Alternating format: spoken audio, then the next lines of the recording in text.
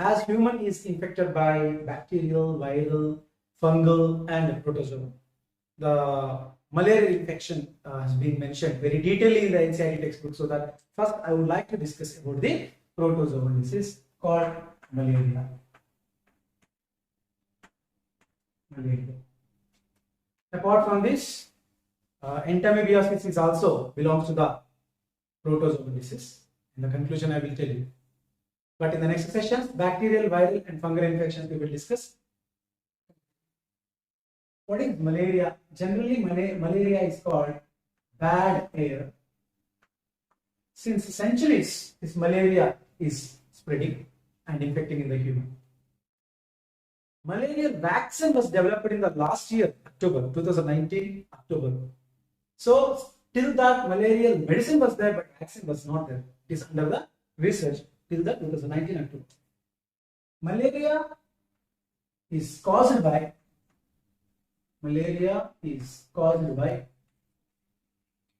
Plasmodium. Plasmodium. What is Plasmodium? Plasmodium is a protozoan. That's why we are discussing under the protozoan disease of the human. Plasmodium is a genus, and Plasmodium species, there are 4 are there. Number 1, Plasmodium vivax. Number 2, Plasmodium ovale. Number 3, Plasmodium falciparum. And number 4, Plasmodium malariae. These are the 4 species under the same genus called Plasmodium. And Plasmodium vivax life cycle we are going to discuss. Plasmodium falciparum is most severe malaria, which is also called malignant malaria.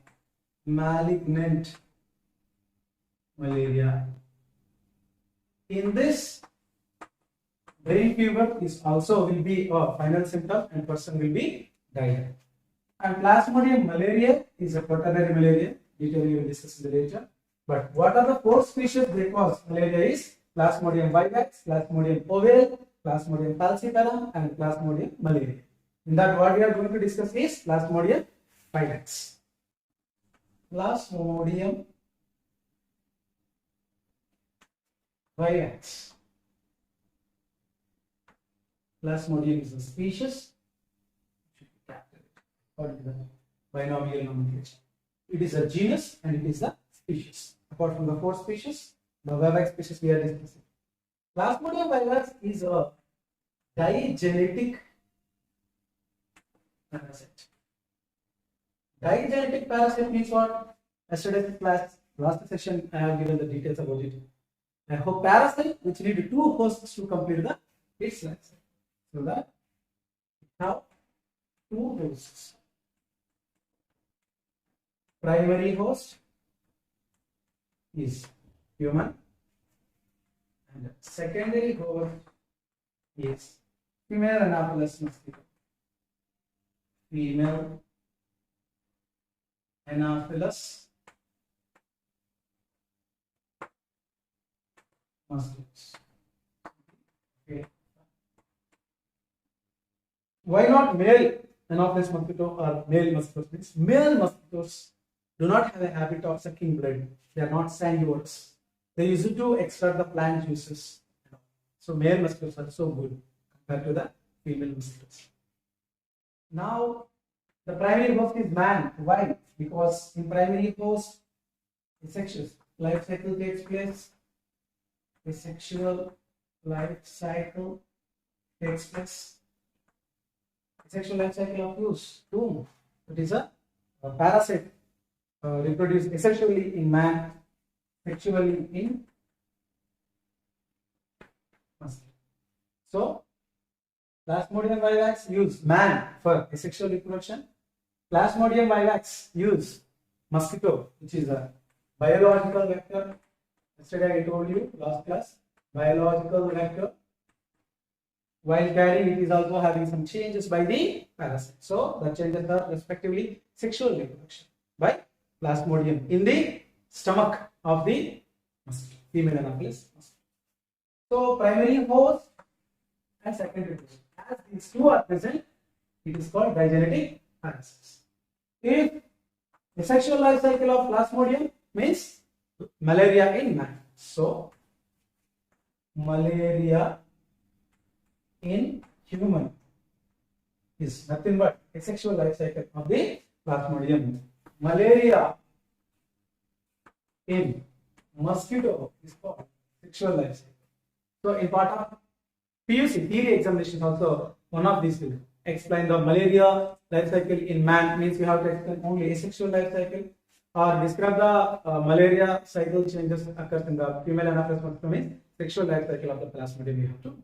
So now let me discuss about asexual life cycle or malaria in man will be going to discuss now. See, this is a human body where a mosquito biting to the healthy human. Then for one bite there were 2000 number of sporozoites can be injected. Sporozoite. What is sporozoite? It is a seed of malaria. Seed of malaria. To cause malaria in human, first step is injecting a particular stage of Plasmodium. The stage is called sporozoite. For one bite of a mosquito, female Anopheles mosquito, is a female Anopheles mosquito.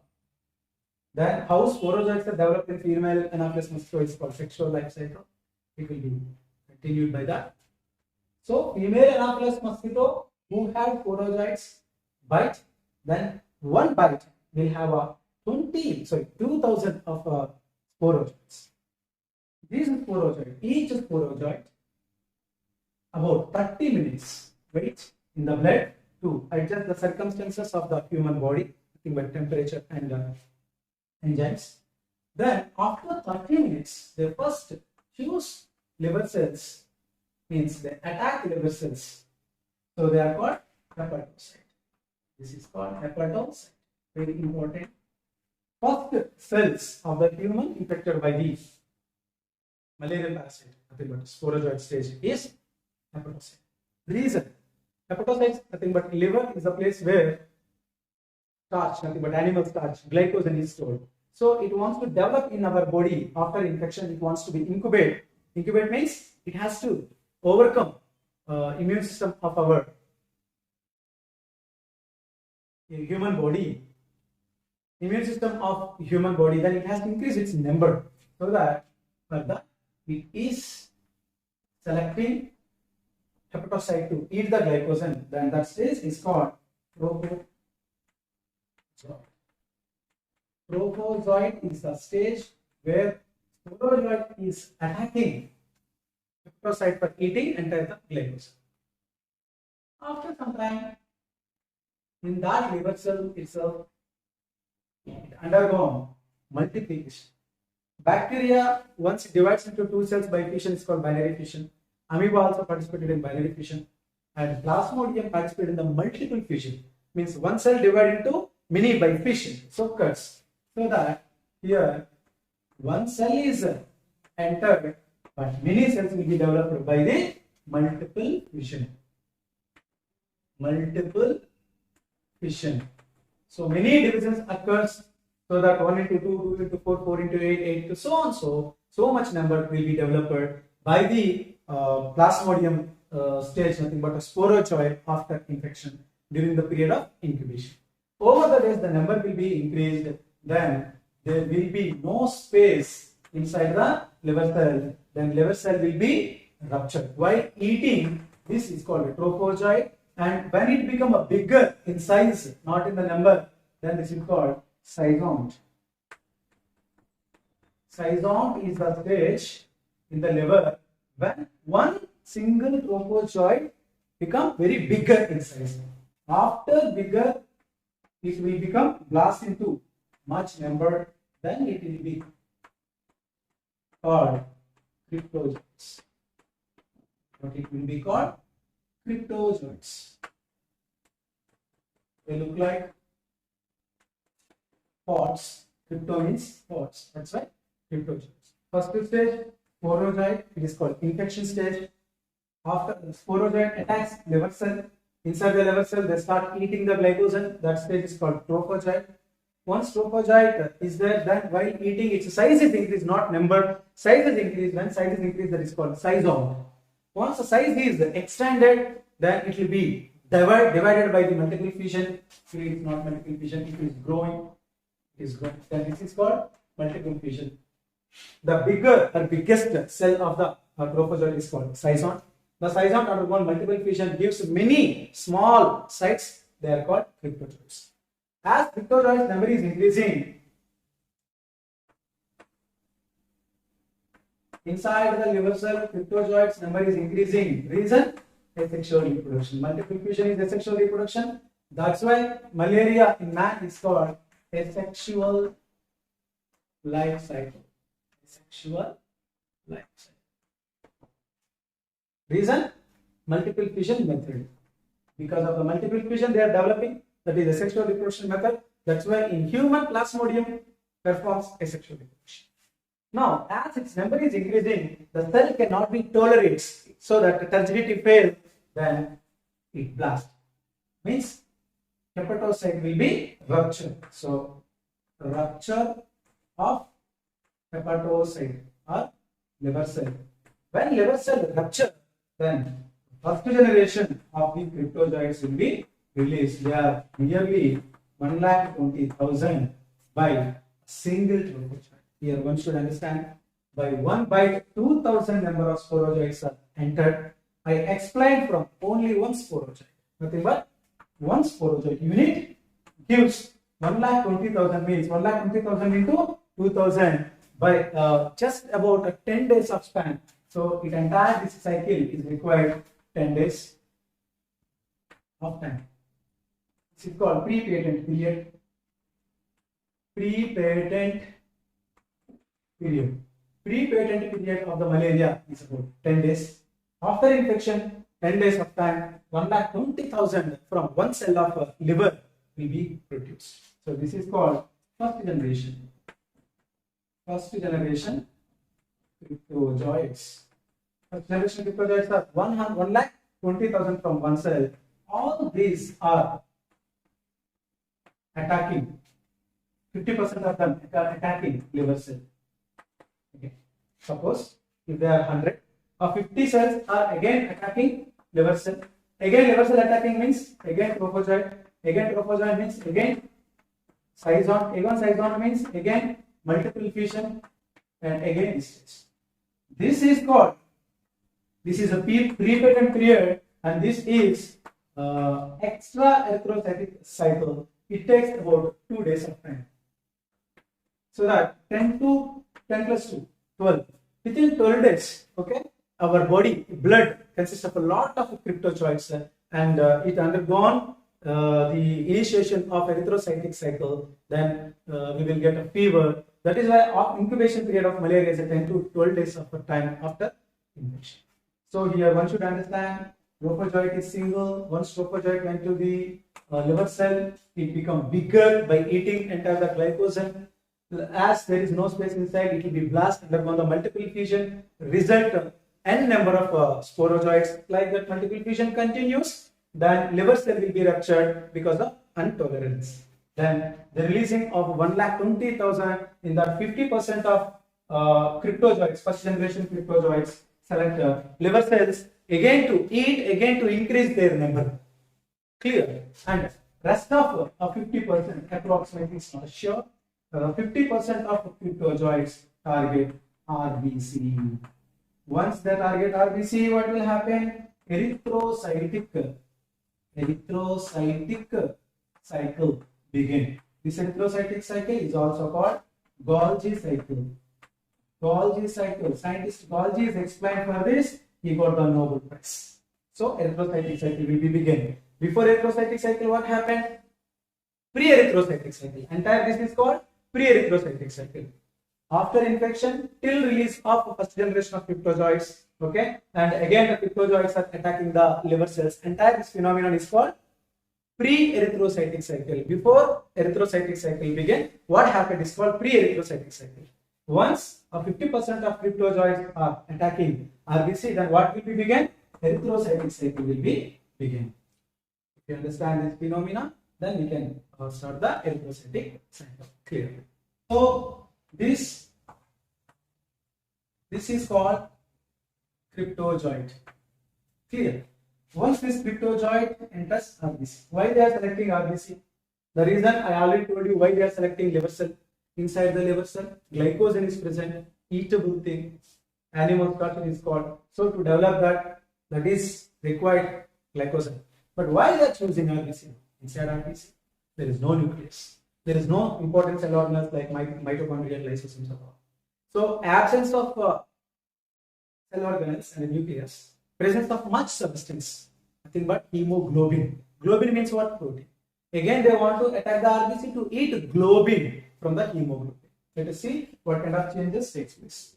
So once RBC attacked by the cryptozoite, then inside the RBC some vacuole is present. Inside that vacuole, this one.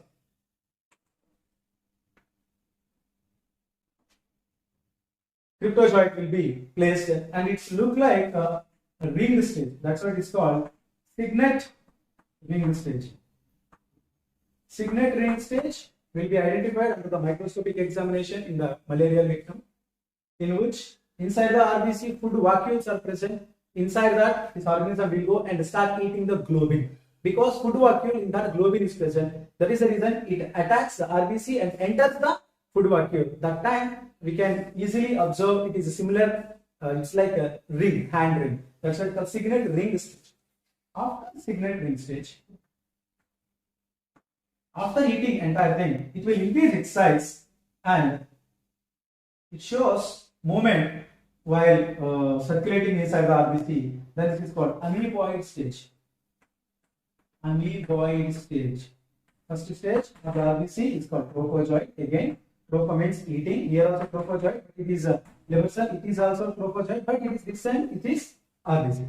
After trophozoite, signet ring stage. So first stage in the erythrocytic cycle is the second stage in erythrocytic cycle. It is the third stage in erythrocytic cycle. First stage of erythrocytic cycle is trophozoite again. Second stage of erythrocytic cycle is signet ring stage. Why it is called signet ring stage? For eating, it has to select the food vacuole. While it is presenting inside the food vacuole, the appearance is look like a ring. That's why it is called signet ring stage. After eating everything, they form some pseudopodia to search the food material inside the RBC. That time we can observe amoeboid stage. So after eating complete food material inside the RBC, they are forming some kind of structures. They look like rose petals.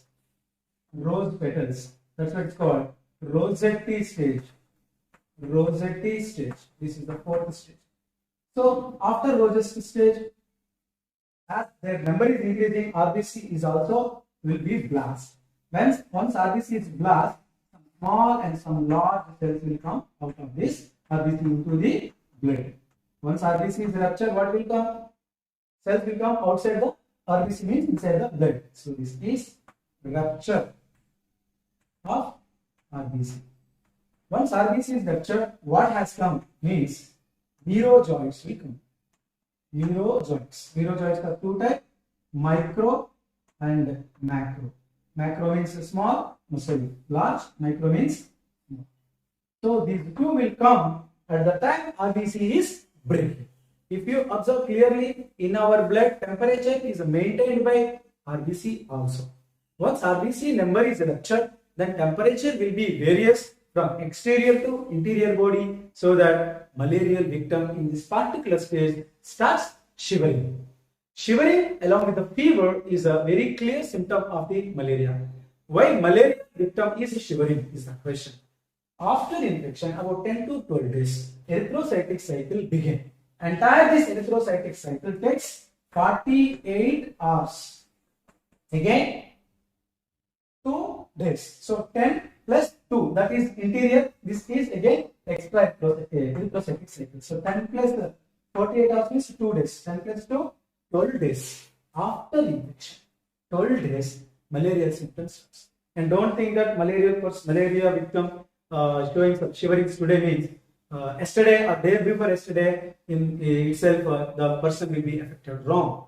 About 14 days or 12 days. So nearly 2 weeks before the person was affected, means 2 weeks before the person met some dirty places where these female Anopheles mosquitoes are roaming and he was bitten by a particular female Anopheles mosquito. That's why today, after 4 to 12 days of time, he shows some symptoms. What is the main symptom of the malaria?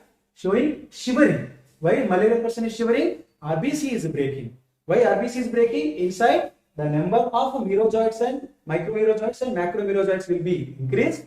Due to the intolerance of the plasma membrane will be ruptured, then they will come. Once they come out, that is called hemozoin. Also called hemozoin. Hemozoin called malarial pigment. Malarial pigment, very important thing. What is called malarial pigment? Hemozoin. But why it is called hemozoin means this living organism comes along with the heme. Hemoglobin. In that heme is iron, globin is protein. Protein part can be edible, so that it can and it eats complete the protein, but heme is not eatable because it is iron. So organism is coming with the iron. That is why it is called hemozoin. Hemozoin is existing in the blood.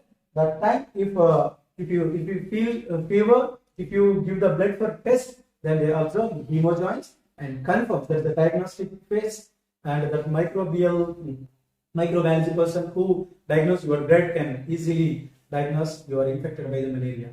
Reason? He observed malarial pigments. First time these malarial pigments are observed by scientist named Schaffner. That's why they are also called Schaffner dots. Schaffner dots.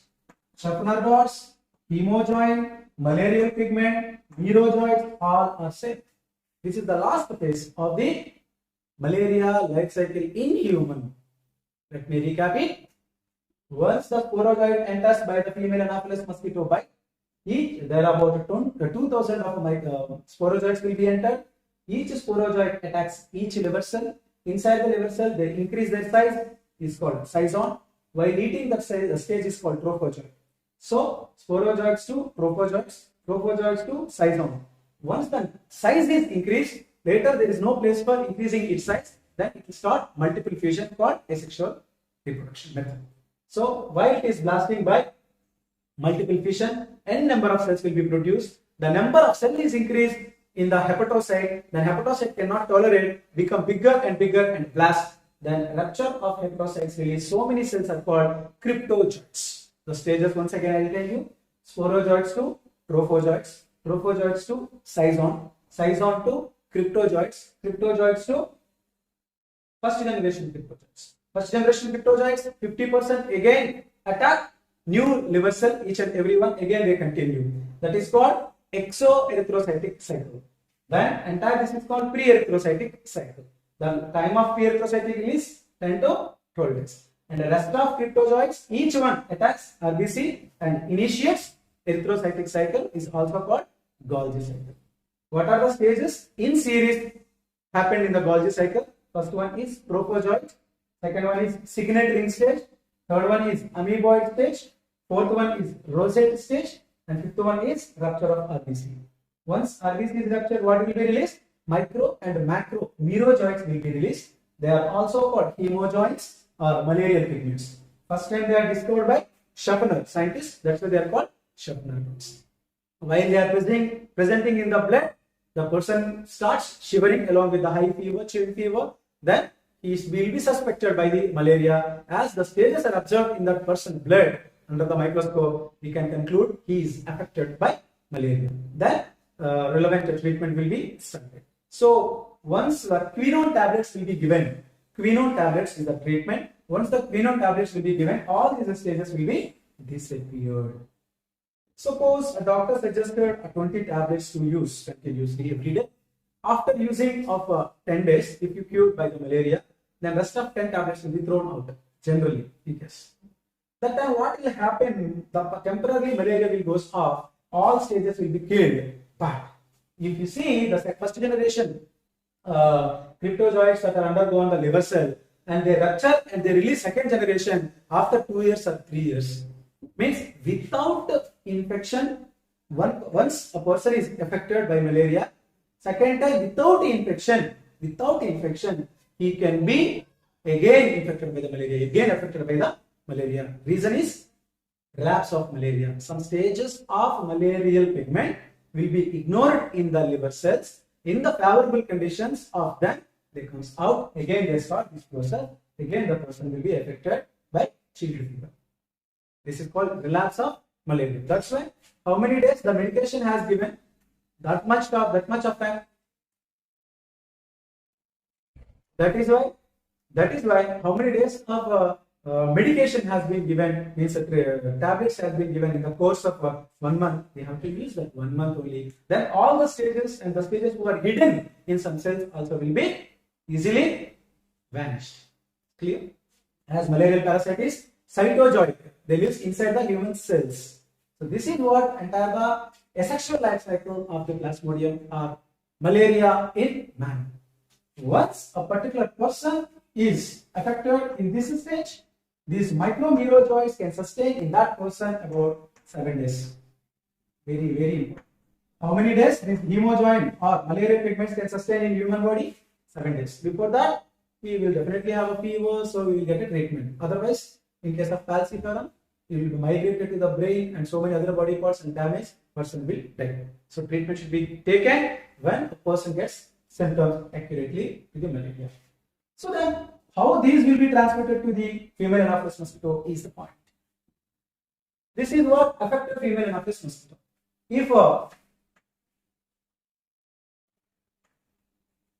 female Anopheles mosquito which is not affected, normal, inside that sporozoites are not there, it generally has come to the person to suck the blood. As the mosquitoes are sanguivorous, there could be human blood, animals blood.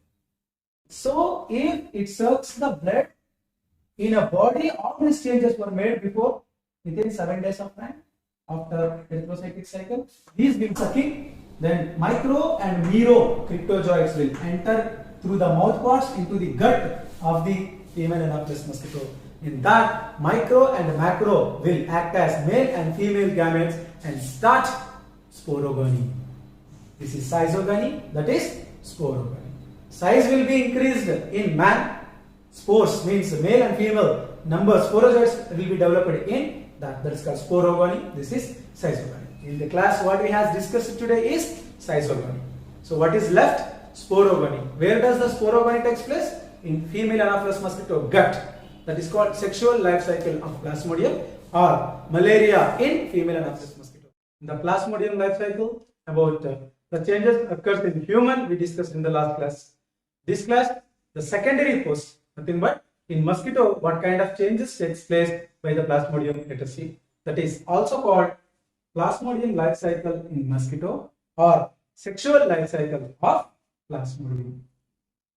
It is also called sexual life cycle of Plasmodium. Where does a sexual life cycle taken place? In human. That is multiple fission.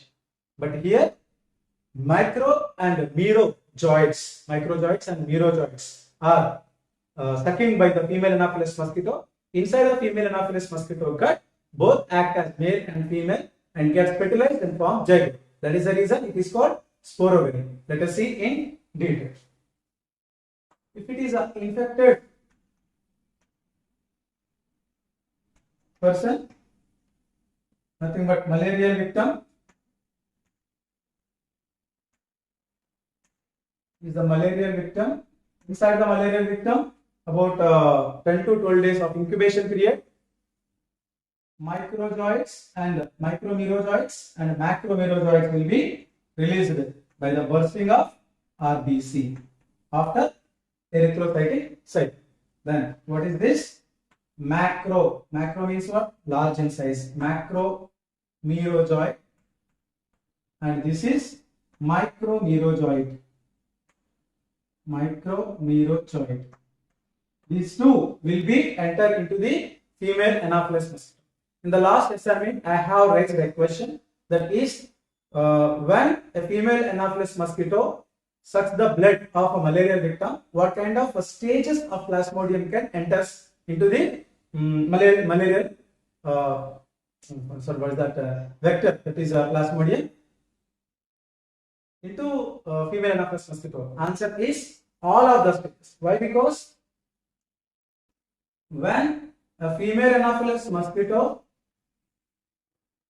to execute the changes inside the female Anopheles gut, I took enlargement of stomach of the mosquito. See, when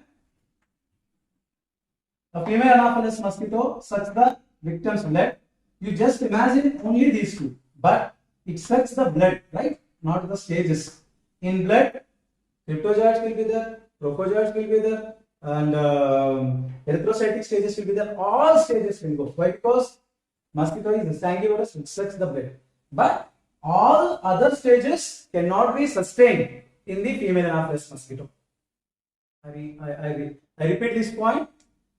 All stages enters female Anopheles mosquito, but except micromerozoites and macromerozoites, all other stages cannot sustain long time in the mosquito. Then what stages? Suppose if it is the female Anopheles gut, and here some salivary glands are there. When it sucks, it directly enters the stomach. One is micromerozoid, another one is macromerozoid.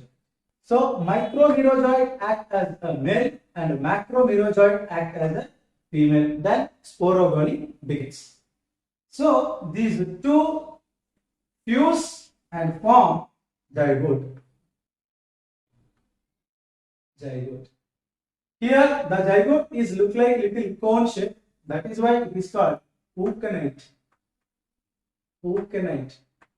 Zygote of the malarial parasite in the mosquito is called eukaryote. Why? Because it is anisogamy. Both are morphologically, structurally different. That is called anisogamy. Result, zygote.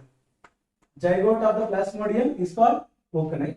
And this eukaryote will go and attach it to the epithelium of the gut. Epithelial tissue is generally present in the gut. It is attached. Then that is called oocyst.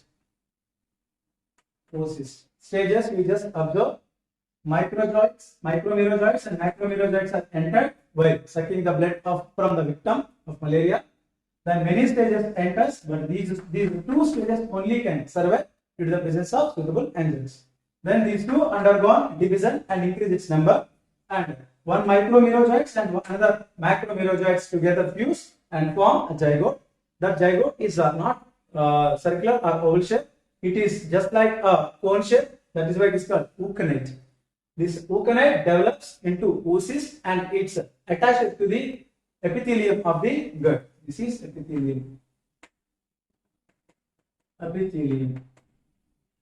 Then after some time, they form so many cysts. So entire the gut surface is appearing lot of cysts. They are also called oocysts. Inside the oocyst, nucleus undergoes the division and forms so many sporozoites. So that this cyst is called sporocyst.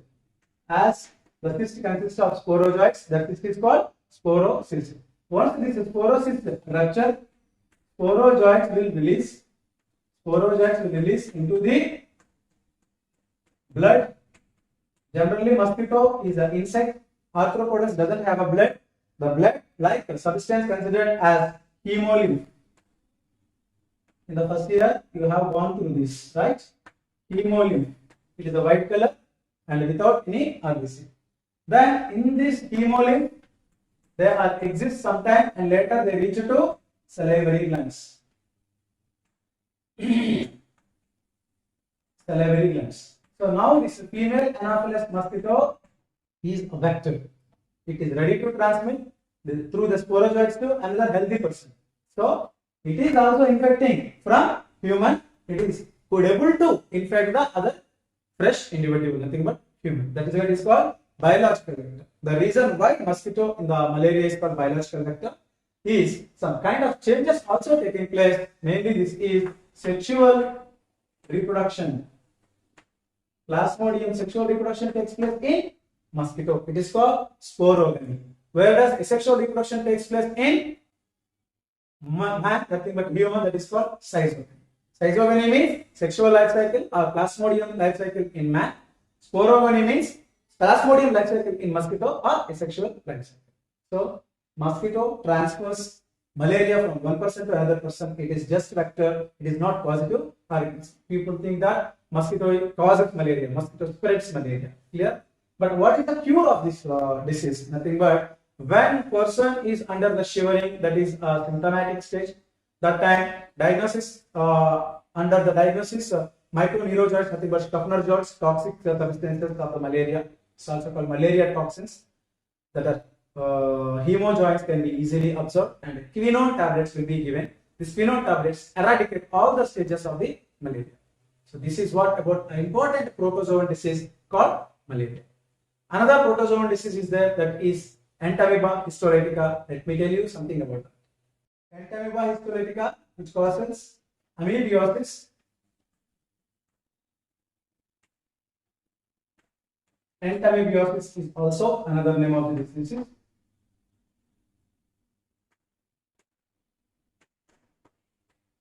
Most common protozoan diseases, and it is generally monogenetic parasite.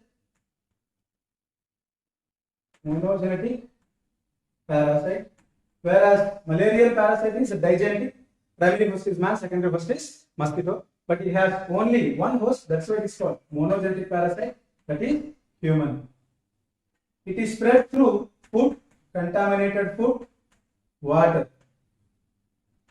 So that it is contaminated disease. Unhygiene food materials, through it transfers from person to person. So that it is called foodborne disease or waterborne disease. Now, what is the infective stage? Infective stage of this Entamoeba histolytica is trophozoite. Trophozoite. So this trophozoite has a pseudopodium just like this. It is infective stage. Where does this organism live in our body? Lumen and tissue of intestine. Generally, in the introduction part about parasites and host reactions, interactions, I told you endoparasites and ectoparasites. Endoparasites means inside the host they are living. Inside host means three cases: inside the lumen, or inside the tissue, or inside the cell. If it is inside the cell, that is cytozoite. Example, malaria. Inside the RBC, inside the liver, the pus. Inside the lumen or inside the tissue, it will be the example. Lumen. During lumen, this trophozoite have some cyst. If it is the trophozoite, the small intestine lumen, to avoid the post enzyme actions, it was covered by a cyst. This is called cystic stage. And inside the tissue, this is a trophozoite. This is a trophozoite. So why the organism name is Entamoeba histolytica means this organism releases a toxic substances, nothing but enzymes. They are lysins substances they release. They damage the tissue of intestine. So that is why tissue means what? Histo. So the Entamoeba histolytica. Entamoeba that breaks tissue. That's why it is called Entamoeba histolytica. Infective stage is trophozoite, and it is histozoic parasite as well as lumen parasite. Lumen parasite means cenozoic parasite. Cenozoic, as it is living in intestinal lumen, and also it is eating the substances in the tissue or wall of the intestine. It is called histozoic. Both forms belongs to this. And what kind of symptoms we can expect here? As they are damaging wall of the small intestine and large intestine, mucus and blood will be released, so the fecal material comes along with the blood motions. and stomach ache and severe vomiting and fever. All these are the common symptoms of the Entamoeba histolytica.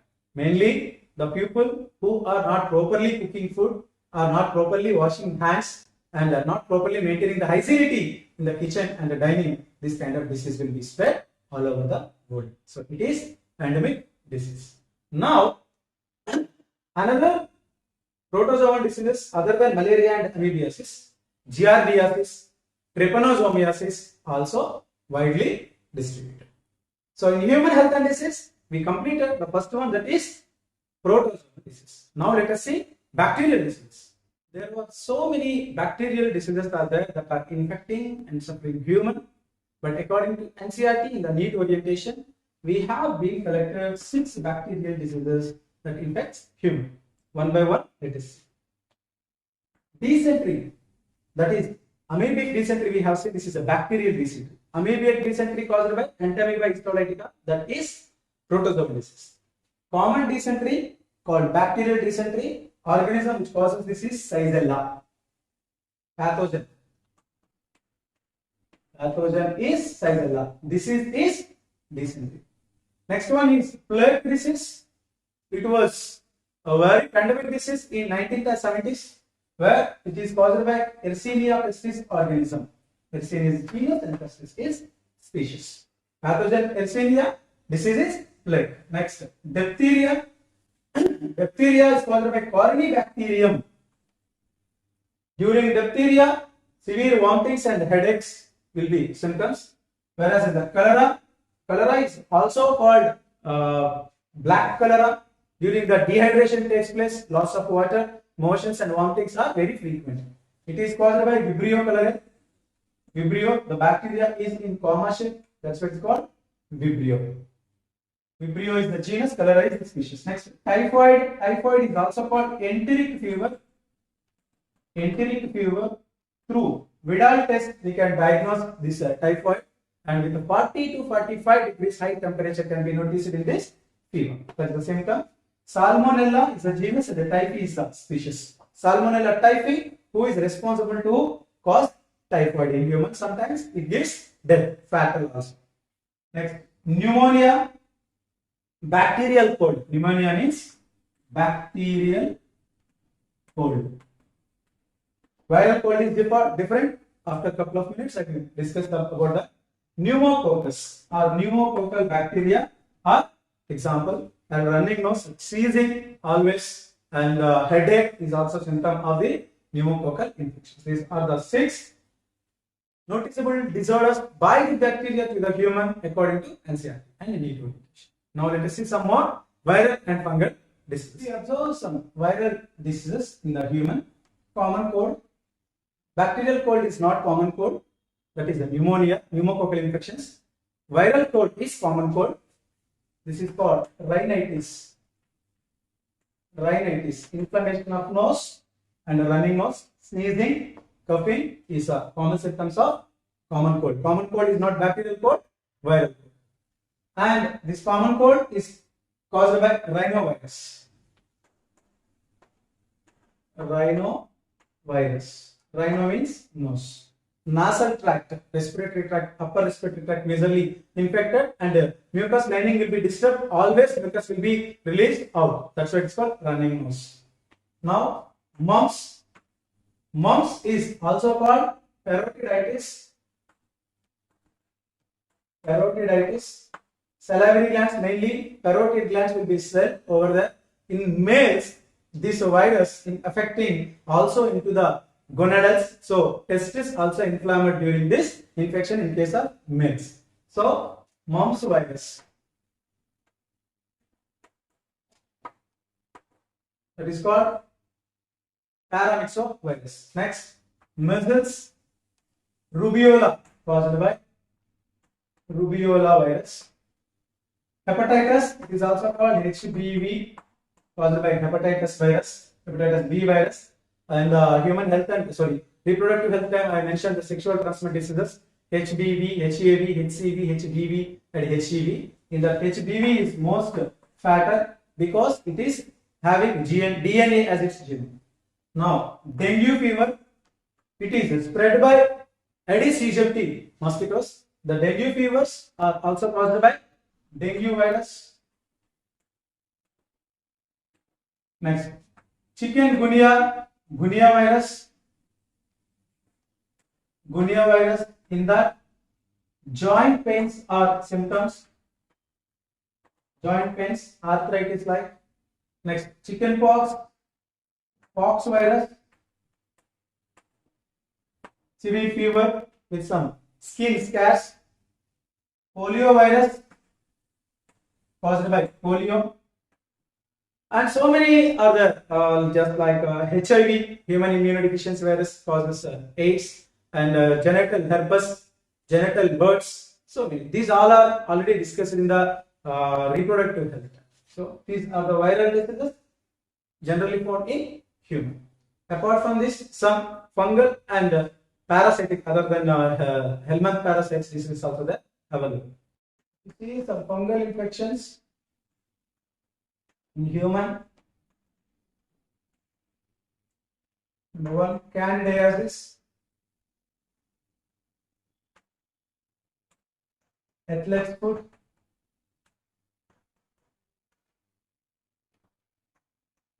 ringworm. Ringworm caused by epidermatophyton. Epidermatophyton, trichoderma, like fungal infections. You see some athlete diseases, some roundworm diseases, helminthal parasites. In helminthal parasites, platyhelminthes as well as ascahelminthal diseases are also there. Platyhelmintha diseases, tinea. Tinea is a very important. Another one is filaria. Filaria. Tinea solium causes teniasis. Filaria caused by Wuchereria branchopte. Wuchereria branchopte. And Wuchereria malae is also there. Infective stage of this is microfilaria larva. Microfilaria larva. And this larva is transmitted by female Culex mosquito. Female Culex mosquito. Female Anopheles mosquito spreads malaria. Female Culex mosquito spreads filaria. Filaria is also called elephantiasis.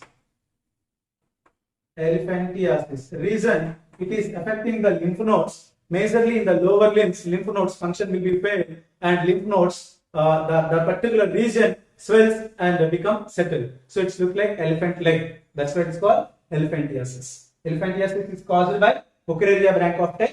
Its infectious phase is microfilaria larva. This microfilaria larva generally lives daytime in the deeper blood vessels. Nighttime, as absent of light, it is light sensitive. It comes into the superficial blood vessels.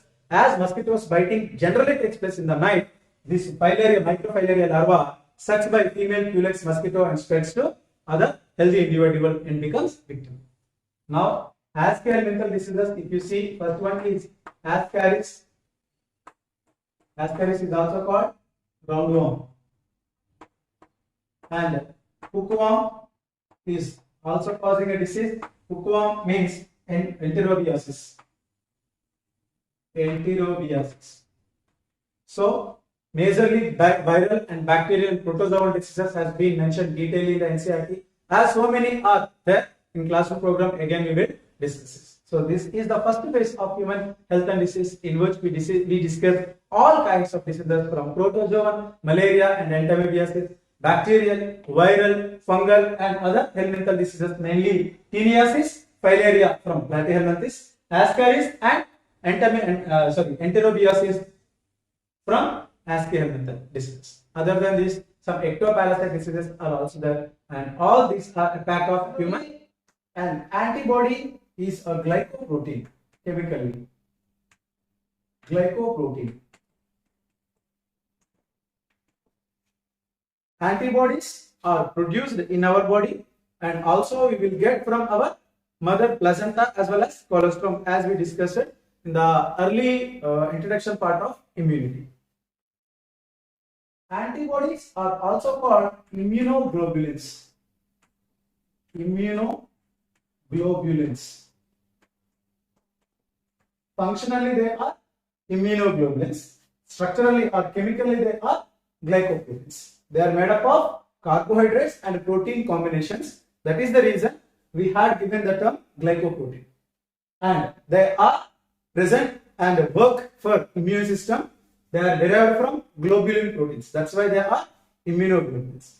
If you observe the structure, it is a inverted Y shape and consists of two heavy chains and two light chains. That's why its formula is like H2 and L2. Let us observe its structure clearly.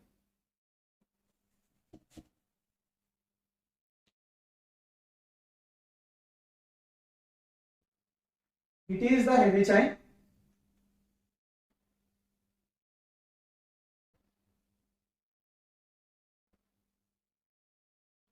It is one heavy chain as well as another heavy chain I am drawing over here.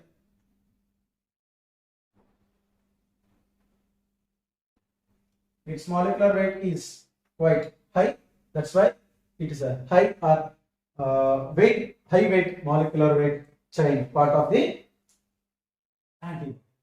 And as well as if you observe, there was some small chain is also present. This is called light chain, and this side also light chains are exhibited. Heavy chains, and these are light chains. Number of heavy chains 2, number of light chains 2. That is the reason H2 and L2. So this heavy chain and this light chain and heavy chain are connected together by disulfide bonds, both the sides. Disulfide bonds are existing between one heavy chain and one light chain. That is why they are together. As well as two heavy chains are also connected by disulfide bonds. Right? This is the primary structure. So most importantly, in entire the heavy chain, in one part if you take,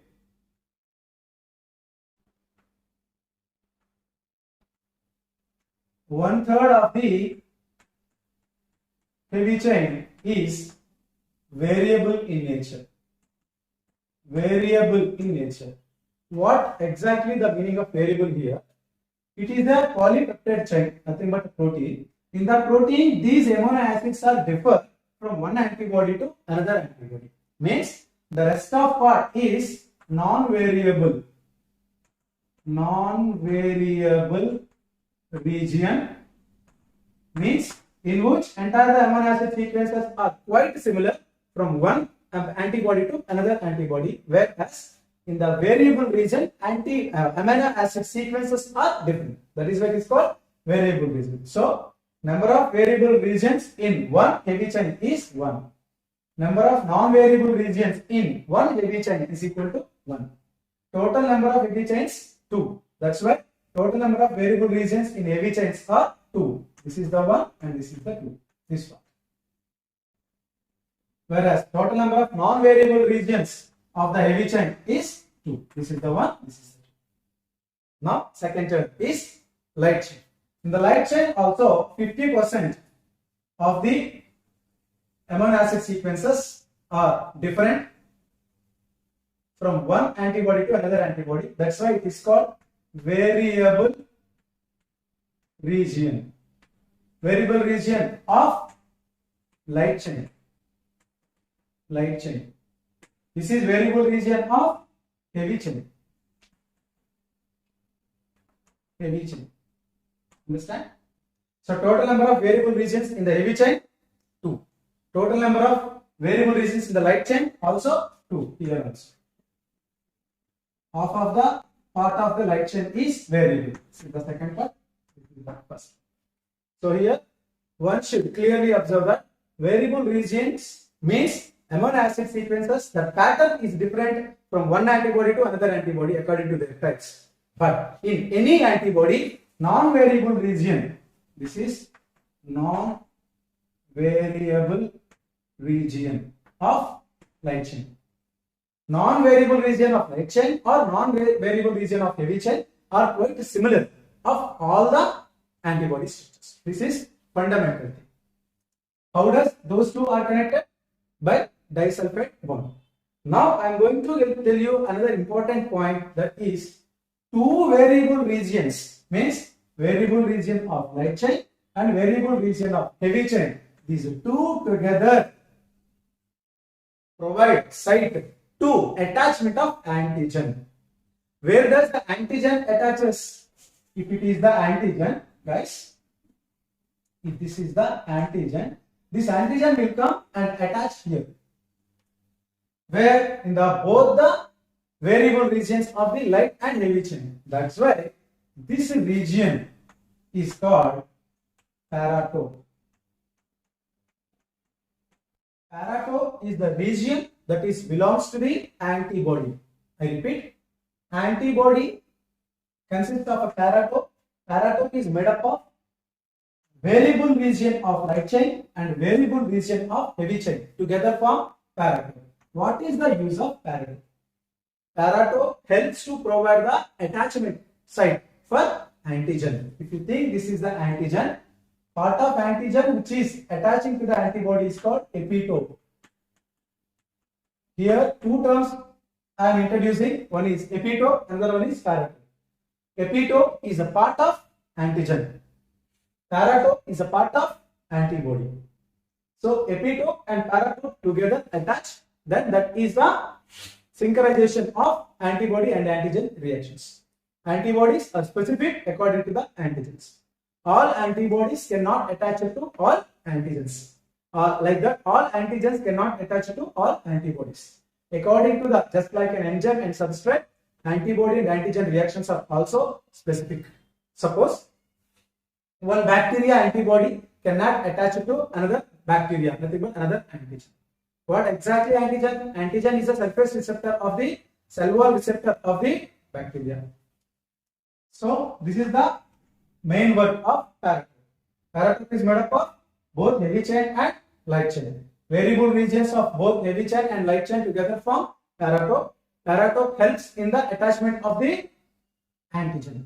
Which part of antigen? Epitope of the antigen. Now my question, how many paratopes are present in one general or typical antibody structure? Two. This is one paratope and this is one paratope. Other than paratope, everything is non-variable region. Means their amino acid sequences are common from one antibody to another antibody. But paratopes of one antibody amino acid sequences are different than other antibody. That is the reason they are specific. Why antibodies are specific? Means the paratope amino acid sequences are different from one to another. This is what a simple structure of the antibody. Antibody generally called glycoprotein. So it is GP. And immunoglobulin is also will be given. That is why it is called Ig. Ig means what? Immunoglobulin. How many types of antibodies are there? There were 5 types of antibodies were there. There are IgG, IgM, IgA, IgD and IgE. Simply we can give according to the alphabetical order, that is like just like A, D, E, G, M, just like A, D, G, E, M like. But here you can easily understand GMADE. That's why I given the sequence G, M, A, D, E. GMADE is a very key word, so we can easily remember that. What are the types of antibodies? Means antibody G, antibody M, antibody A, antibody D and antibody E. Let us see their structure and their occurrence. Type 1. If you observe the type 1, that is IgG. What is stand? What is the G stands? G means gamma type. Gamma type. This IgG is coming from placenta. It is coming from placenta. IgG is a monomer. Monomer means what? It has only one unit. Very simple unit. What we have learned the structure of antibody with the help of diagram, just similar like this is monomer. Means number of heavy chains 2. Number of light chains, 2. Clear? Into 1. Whereas, this is the most common also. Most common type of antibody. Right. The second one, type 2. If you observe the type 2, G made in that IgM. IgM. M means what? Mu. So this M is bigger, means it is a pentamer. It is a pentamer. Pentamer means 5 units. If you think this is the first unit, second unit, third unit, fourth unit, fifth unit. So total how many units are there? 5 units are there. Unit 1, 2, 3, 4 and 5. All these 5 are separately connected by J chain. What was that? J chain helps to connect the one antibody with another. It is a mega antibody, less in number. Okay, this mu penta. This is a pentamer. Pentamer means what? Penta means 5. Where does generally it exist? It exists from B lymphocytes. B lymphocytes, and the most natural. Why it is called natural? Because it is produced in our body by B lymphocytes. Whereas G, IgG, immunoglobulin G are also natural, but they are coming from our mother placenta. They are not prepared in our body. Understand? But which antibodies are very natural that are produced in our body means B lymphocytes producing pentamers. They are IgM type are natural. Next, type 3. You see, they are IgA, immunoglobulin A. A means alpha, alpha type. A is dimer. A is dimer. Dimer means 2 units will be there, just like that. First unit and its all opposite. Second unit will be there. So these are the first 3 types of antibodies. Next, antibody type D and E. Let us have a look. Type 4.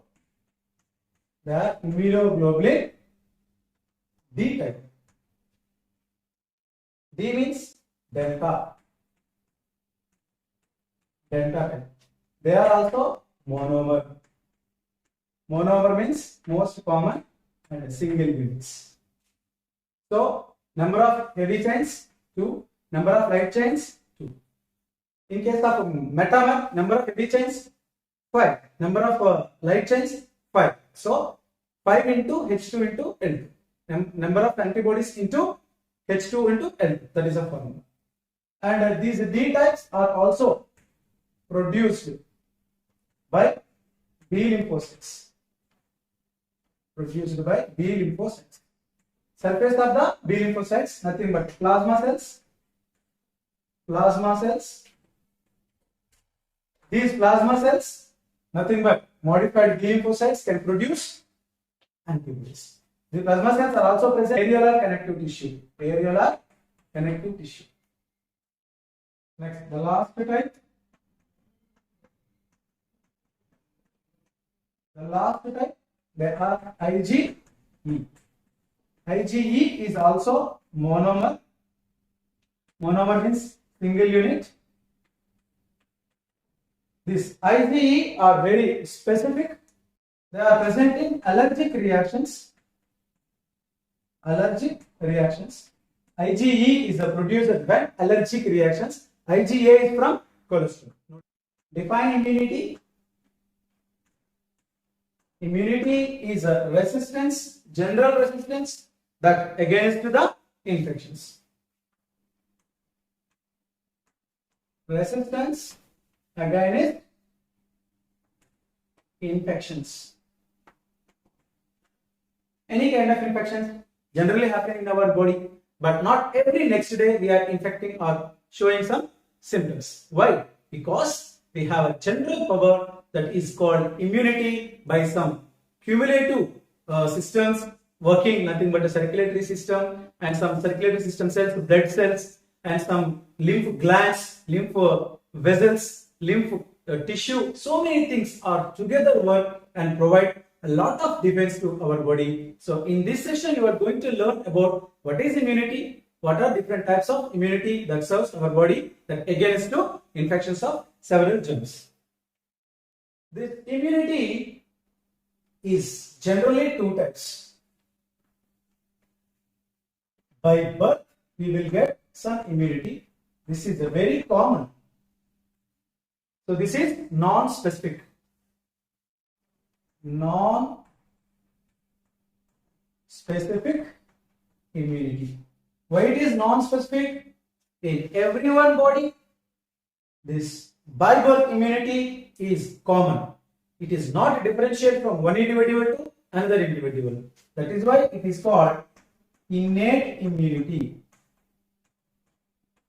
Innate immunity. Very important thing. Innate means by birth. Immunity means resistance against disease. Maybe from our mother, or generally in the formation of embryogenesis, those cells which can provide the defense are derived. All these are very common.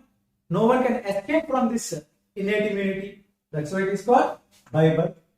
As it is found in everyone, this is called non-specific. Whereas on the other hand, specific immunity is there. Specific immunity, it is not by birth, it comes after the birth. After birth, depends upon the situations where we are growing and our circumstances and our mode of infections, our ability, our resistance power all together gives immunity that is called acquired immunity. Acquired immunity. Acquired immunity is not same in everyone. Suppose if you think some children in slum, they do not have a proper shelter for living, they used to make some curtains as a house, daras, just beside the dirty canal or slum areas. Some persons who are living in air-conditioned rooms and a high-fat luxury lifestyle, they used to get infected very quick. Means they are very sensitive. Who are being in the luxury life. People who are in the slum area, they are always infected, so that they are getting resistance. They are acquired one by one in their entire growing time. So finally, they provide resistance for every disease. So too much of sensitivity in lifestyle is also another impact to lose our general immunity. So what I would like to tell you here, acquired immunity is, it depends upon the individual. That is why it is specific. In my body, acquired immunity is different. In some other body, acquired immunity is different. Suppose now there was a pandemic disease going on, that is COVID-19. So 35 years people are easily infecting. 60 age people also easily infecting. Not maximum children. Why? They are already immunized. They have taken a lot of vaccines. Because of that vaccines, this COVID-19 cannot overcome the human resistance. Understand? So, specific immunity is different, non-specific immunity is different. Non-specific immunity is also called innate immunity or by birth immunity. Specific immunity is also called acquired immunity. Acquired means what? Adapting. So that is also called adaptive immunity. Adaptive immunity. First, let me introduce what is innate immunity and what are the aspects present in the innate immunity that were very common in everybody.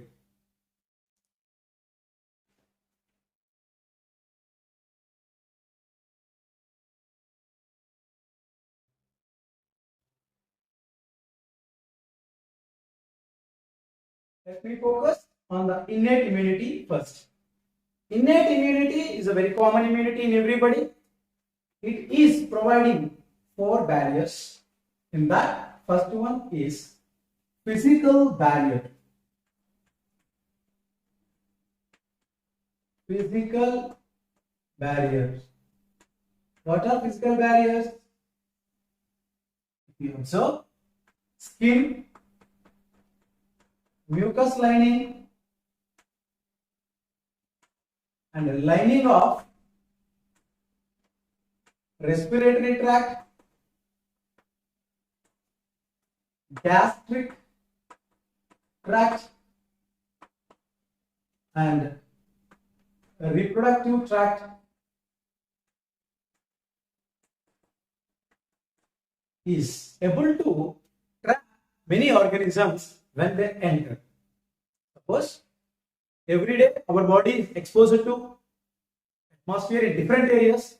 Maybe sometimes when we walk just beside a dirty canal, from that many bacteria comes, and that bacteria used to try to enter our body into the blood through the skin. Means here skin is the barrier. Our blood is not directly exposing. The blood is surrounded in blood vessels. The blood vessel is connective tissue that is covered by a skin, connective tissue. So the skin is a barrier. Without skin, it's a lot of chance. There is a lot of chance for infection. So skin is a physical barrier. Even though many organisms are trying to enter, skin is preventing. That's why it is a physical barrier. What is mucous lining? If you see from nose to the lungs, there was a line is there, mucous lining. From mouth to intestine, there was a lining is there. That lines in first year digestive system time, you will learn that gastrointestinal lining, gut associated lymphoid tissue, all these mucus associated lymphoid tissue. What all these? These are linings. GALT, gut associated lymphoid tissue.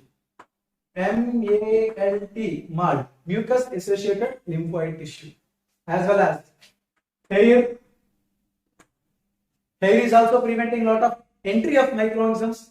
Nasal hair, okay, and cerumen. All this, these all are barriers. Cerumen is a secretion; it is not, and hair particles also used to trap the microorganisms when air enters in our body. This is why it is called physical barrier. The barrier that prevents the entry of many organisms into our body, that are microorganisms. Example: skin, mucous lining, malt, gut, lining of respiration, that is nothing but the lizard. Malt, gastric tract, that is gut, respiratory tract, from the vagina to cervix, uterus in the female in case, whereas in the male, the reproductive lining, epididymis and all where sperm travel, that is also lined by some protective layers. All these are called physical barriers. These all are present in everyone. That's why the physical barriers are placed in the non-specific. It is not specialized. Everyone, in everyone, this is common. Now, second thing, if you see physiological barriers. Physiological barriers. Physical barriers means they are lining, whereas physiological barriers means they are secreting. They secrete some chemicals to avoid the infections or entry of pathogens. What kind of secretions? If you see saliva, saliva is present in the mouth from salivary gland. It is a digestive juice which consists of an enzyme. What is that? Ptyalin enzyme that breaks the digestive, nutrition part, that is carbohydrates. Apart from the ptyalin, there was a lysozyme enzyme is present. What was that? Lysozyme. As this lysozyme enzyme is present, which breaks the peptidoglycan. Lysozyme breaks the bacterial cell wall. Bacterial cell wall is made up of peptidoglycan. So once a peptidoglycan broken up, cell lysis takes place, bacteria dies. So many bacterial infections couldn't happen. So lysozyme is present in the saliva as well as sweat, as well as tears and all. In all these three, saliva, sweat, and tears, all these three consist of lysozyme. That's why all these three are also example of physiological barrier. Apart from that, gastric juice consists of a pH that is 1.8 to 2.0, which is highly acidic. Even sometimes the bacteria cannot be trapped by the lining. In acidic medium in the stomach, they die. So, in part of physiological barrier, what is the principle? By secreting, so many germs cannot enter our body. But whereas the physical barrier, that is a lining, border, because of its existence, organisms cannot enter. That are nothing but microorganisms. And so many are there. Other body fluids also. Next, third one. Cytological barriers. Cytological barriers are also called cellular barriers. Cellular barriers. Some cells, though, can act as phagocytic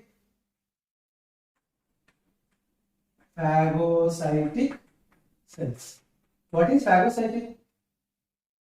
If any germs like a bacteria or virus, probably by overcoming all these physical and physiological barriers, sometimes when our physical and physiological are in weak stage, then that enters to the body fluids. Body fluids nothing but blood and lymph. That time, much blood cells, nothing but white blood cells that are acting as phagocytic cells. Blood cells are so many types: granulocytes and agranulocytes. If you think the granulocytes, eosinophils, basophils, and the neutrophils. Whereas agranulocytes, monocytes, and lymphocytes. Apart from all the five, among all the five, there were two cells can act as phagocytic cells. They are neutrophils. Neutrophils are phagocytic, but they are granulocytes. And agranulocytic phagocytes are monocytes. So, neutrophils are also called polymorphonuclear cells. Monocytes are also called macrophages. Neutrophils and monocytes, these two in white blood cells group, can act as phagocytes. What is phagocytosis? They have a ability to expand their cytoplasm along with the plasma membrane as pseudopodia, just like amoeboid movement. So, by using their pseudopodia, they engulf the bacteria or any other microorganisms and they digest inside themselves. So, that is how they are avoiding the existence of microorganisms in our body. The process is called phagocytosis. Not all cells, neutrophils and monocytes. Neutrophils are phagocytic cells, but they belongs to granulocytic group, whereas monocytes are also phagocytic cells, but they belongs to agranulocytic group. Granules were absent.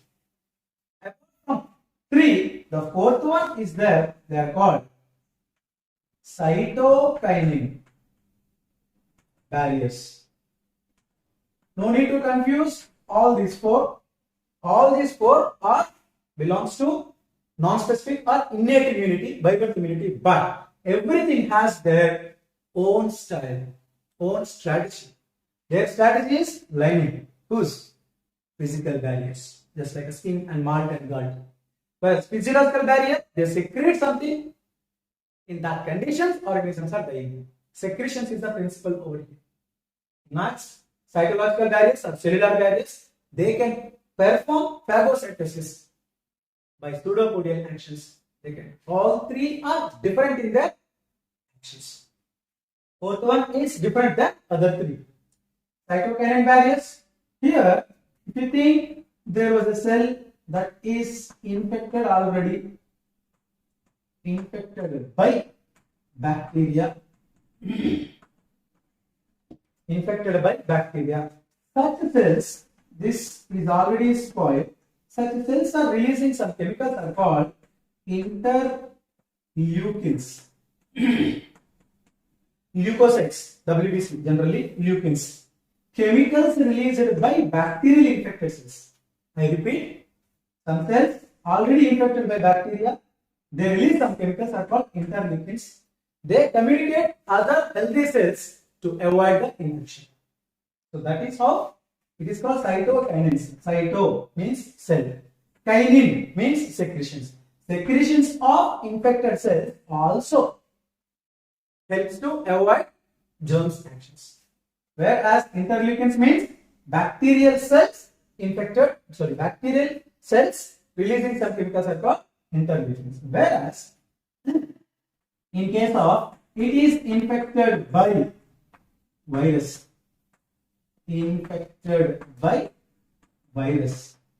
viral infected cells releasing a chemical is called interferons.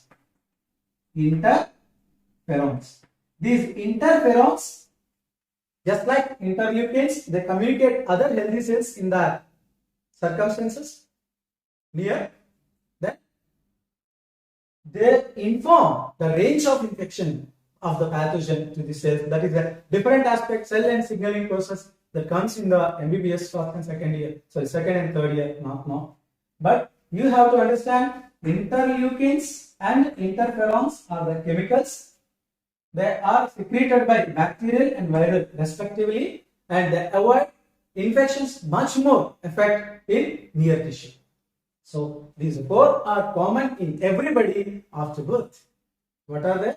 Physical barriers, physiological barriers, cytological barriers or cellular barriers, and cytokinins. They are also called interleukins and interferons. All these four under the innate immunity. Understand? Innate immunity means very common immunity, not specific immunity. It is also called barrier immunity. Then what is non-barrier immunity? What is specific immunity? What is acquired immunity or adaptive immunity? Let's see. In animals, apart from the innate immunity, there was a specific immunity called acquired immunity. As we are adapting by our day-by-day life, daily life, according to our circumstances we are living, so it is also called acquired or adaptive. It is of two types: passive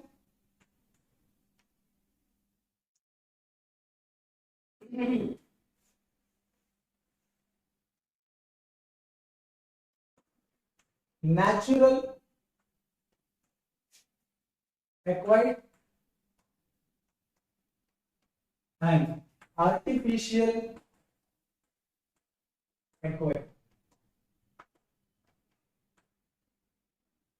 Listen carefully. If you not attentive, means not properly focused, then a lot of confusions will happen here. Natural acquired immunity. It is again two types: passive and active. Passive and active. Again, artificial acquired immunity is also two types: passive and active.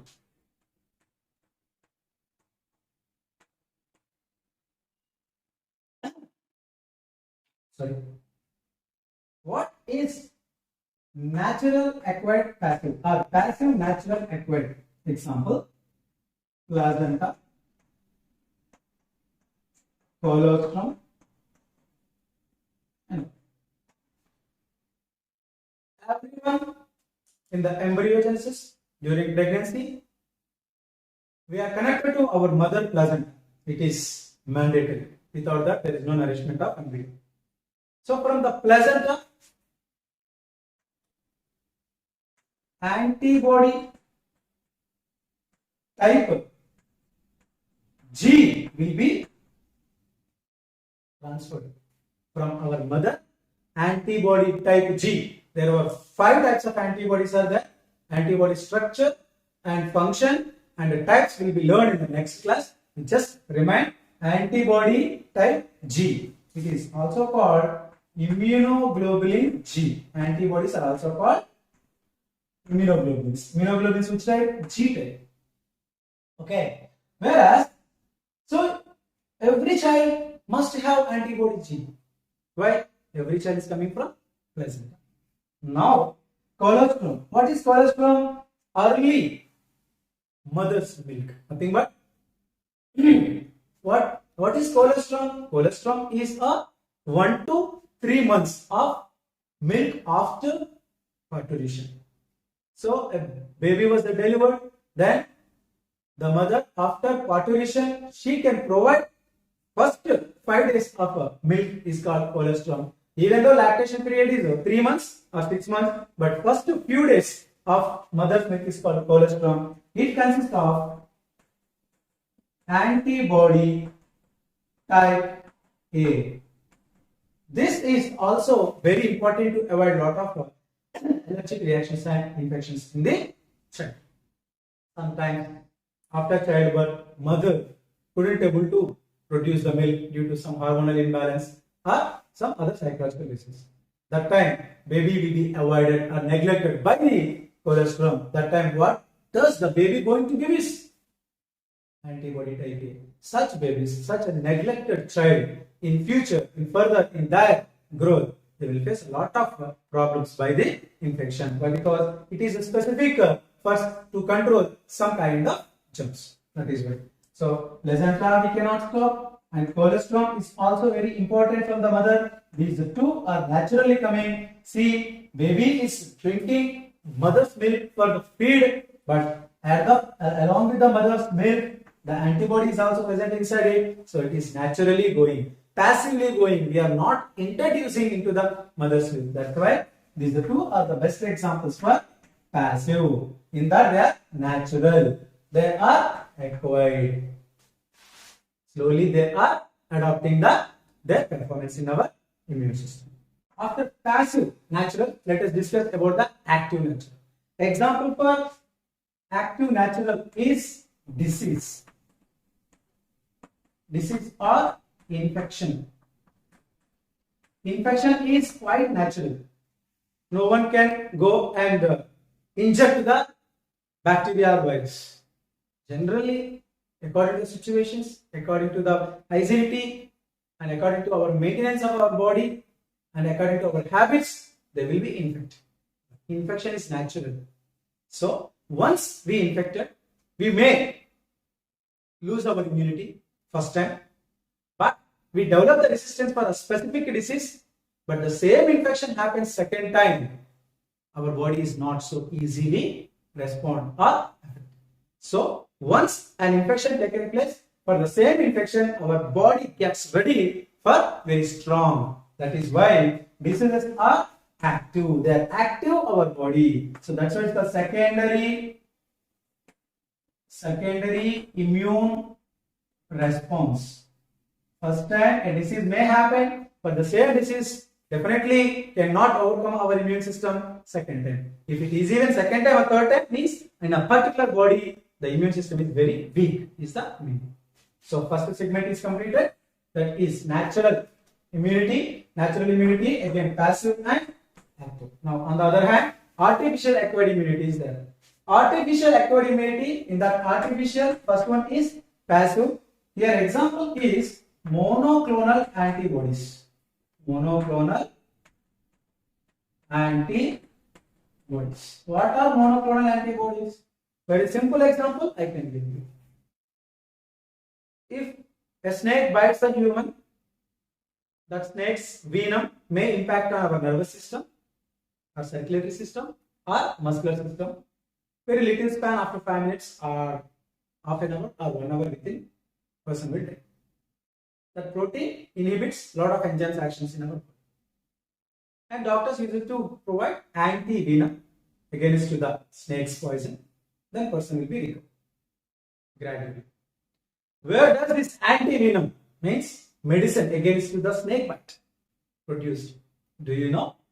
Horse and some other cattle helps us to get the anti-venom. How does it help? I'll tell you in very little format.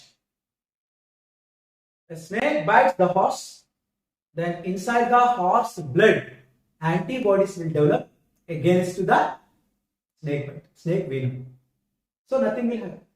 In our body that couldn't happen. So but in horse body the antibodies are present in the blood. If we collect the horse blood and centrifuge, that antibodies are available in the serum. Serum means what? A white color fluid that floating above the blood, on the surface of blood. If we collect the serum, then that is act as antivenom. If we inject the serum into the person who bitten by the snake, then a person will be recovered. So antibodies are developed in the horse, but they are artificial, not in our body, but passively they are developed and we are giving into our body. That's why it's called artificial acquired. Next one is artificial active. Artificial active here example. Artificial active example is vaccines.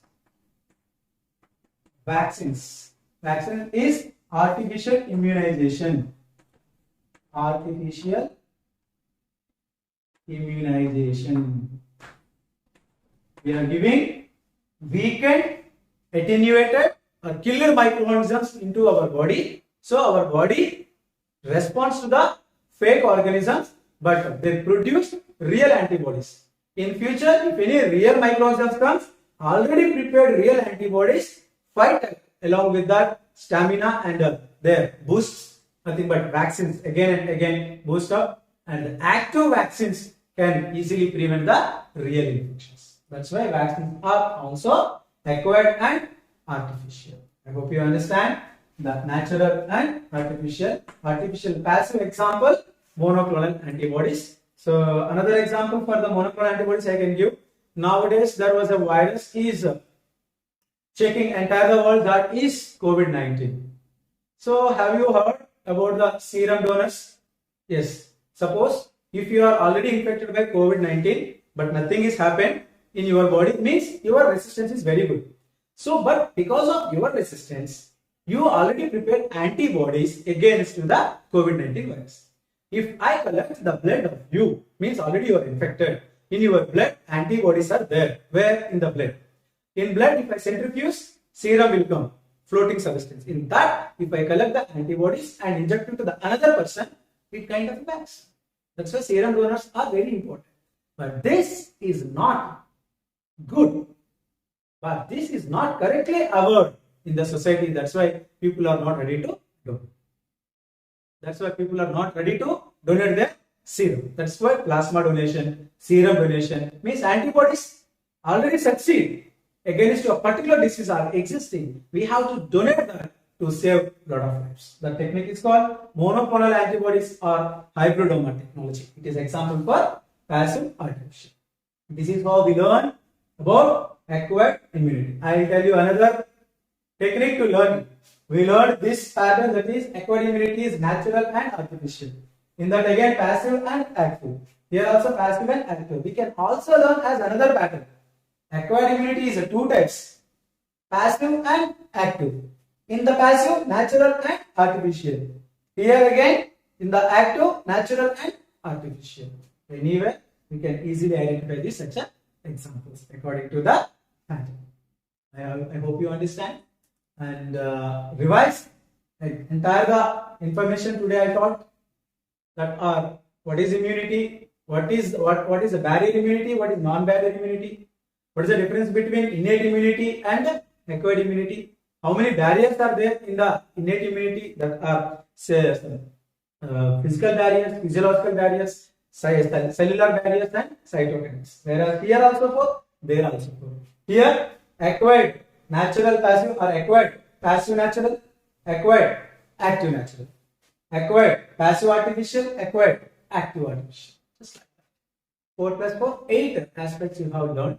The difference is this is not same in all the individuals. That's why it's called specific. That is same in everyone. That's why it's called non-specific. Return the assignment with proper knowledge. All the best.